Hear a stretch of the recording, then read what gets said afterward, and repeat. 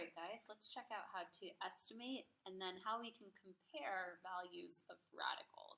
So here it says find the approximate value of the radicals below. So anytime we see the word approximate or estimate, we know that what we're trying to look for is, an approximate value for a radical, or aka some, decimal amount that would be close to the actual value, because something like the square root of 46 is irrational and we don't know the exact value of it. And the only way to know the exact value or to express the exact value is to leave it as a radical. So let's go ahead and see what we would do to approximate it.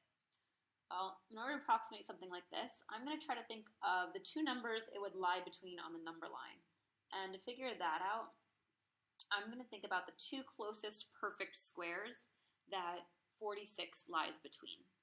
So I know 46 is a little bit smaller than the square root of 49, which I know equals 7.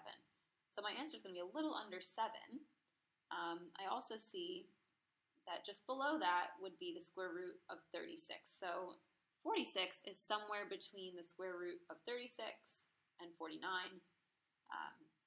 That means I have to have a value between 6 and 7. Now, if it were exactly in between 36 and 49, I might say that a good approximation would be 6.5. But as I take a closer look, I can see that from 36 to 46, we are 10 units away. Versus from 46 to 49, I'm only 3 units away. So I'm really, really close here. I might approximate our value to be somewhere in this area, so somewhere above 6.5, but still under 7. Maybe we could say even 6.7 or 6.8. So what I would go ahead and do at this point is I would test both of those out. I would do 6.7 times itself and see what I get there. So you go ahead and do your traditional multiplication, whatever works best for you, and what you'll end up getting there is 44.89. And what I see is that's a little low. I want this to be as close to 46 as possible. So I'm going to go a little bit higher, and I'm going to guess maybe 6.8. And again, you're going to multiply that out to be sure that you're as close as you can be. And what you get is 46.24, which is a little bit over 46, but it's really, really close.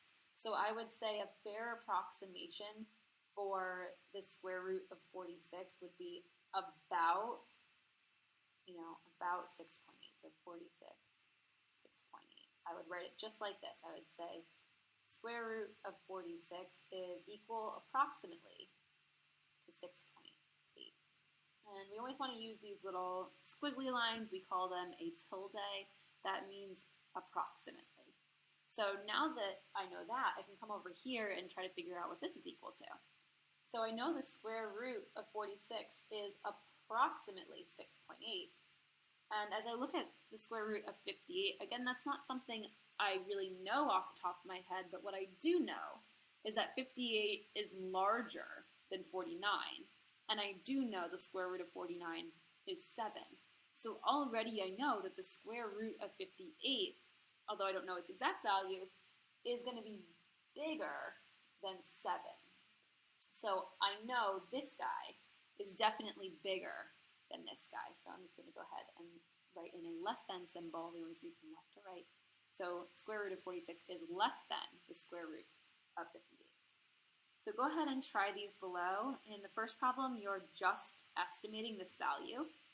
In B and C, you're just telling me which one is greater. You can use a greater than or a less than symbol. Or if they're equal in value, you can always write an equal sign in there.